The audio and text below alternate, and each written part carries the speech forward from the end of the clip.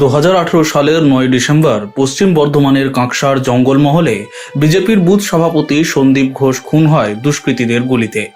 দলের বৈঠক সেরে বাড়ি ফেরার পথে সরস্বতীগঞ্জ গ্রাম সংলগ্ন এলাকায় হামলার মুখে পড়েন তিনি ও তার সঙ্গীরা। অভিযোগ, রাস্তা আটকে লাঠি, রড ও আগ্নেয়াস্ত্র নিয়ে হামলা চালায় প্রায় 40 জন দুষ্কৃতী। পালানোর চেষ্টা করলে সন্দীপের ঘাড়ে গুলি লাগে। গুরুতর জখম অবস্থায় তাকে দুর্গাপুরের একটি বেসরকারি হাসপাতালে নিয়ে যাওয়া হলে চিকিৎসকরা মৃত বলে ঘোষণা করেন। পরিবারের অভিযোগ করেন, শেখ সাইফুল সহ একাধিক জনের বিরুদ্ধে খুনের অভিযোগ দায়ের করা হয়। বিজেপির তরফে অভিযোগ তোলা হয় তৃণমূল আশ্রিত দুষ্কৃতীদের দিকেই। সন্দীপ ঘোষের মৃত্যুর পর উত্তপ্ত হয়ে ওঠে কাঁকসা ও রাজ্যের বিভিন্ন প্রান্ত। দীর্ঘ সময় পেরিয়ে গেলেও মূল অভিযুক্তদের বিরুদ্ধে কোনো ব্যবস্থা না হওয়ায় ক্ষোভ বাড়ছে পরিবার ও এলাকার মানুষদের মধ্যে। বিজেপি সরকার গঠন করতেই রাজ্যের মুখ্যমন্ত্রী শুভেন্দু অধিকারী শহীদদের পরিবারের পাশে দাঁড়িয়েছেন। তিনি স্পষ্ট ভাষায় জানিয়েছেন, তদন্ত আবার হবে, দোষীরা কেউ ছাড়া পাবে না। এই কথা শোনার পরেই সন্দীপের বাবা বিজয় ঘোষের কিছুটা স্বস্তি ফিরেছে।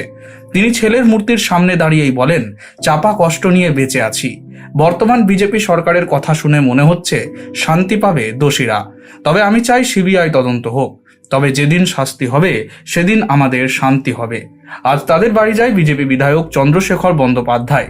তিনি এই পরিবারের পাশে থাকবে বলেও জানান ও কেস রিওপেন করে যারা দোষী তাদের শাস্তির ব্যবস্থা করবেন বলেও তিনি জানান। ছেলে তো এখনো বিচার মেলেনি, তাই চন্দ্রশেখর এমএলএও বললেন যে বিচার আপনাকে দিয়ে করাবো। যারা আগে করেছিল তাদের তো ওই তৃণমূলের চাপে পড়ে করে আবার ওটা নতুন করে এটা তৈরি করতে হবে। আর সরকারি কাজ একটা অমিত শাহ বলে গিয়েছেন, দেখা যাক যদি হয় তাহলে আনন্দের বিষয়, সংসারটা চলবে ভালো।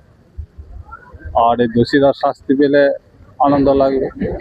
জনগণ তো চায় যে কে মারলো, এটা তো দেখতে চায়।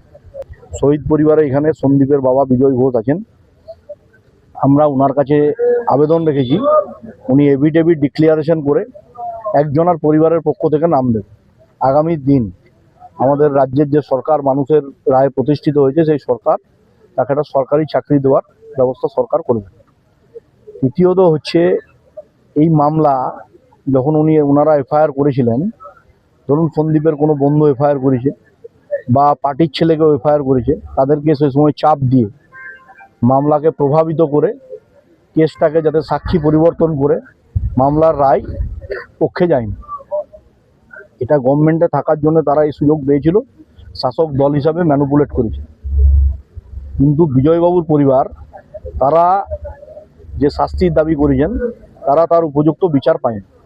আমরা এখন বিজয়বাবুকে সই করিয়ে আবার এই কেস রিওপেনের জন্য উনি চিঠি করবেন, পিটিশন করবেন কোর্টে, এবং আমি বিধায়ক হিসাবে সেটা সরকারের কাছে রেকমেন্ড করব অবিলম্বে ফাইল যাতে রিওপেন হয়।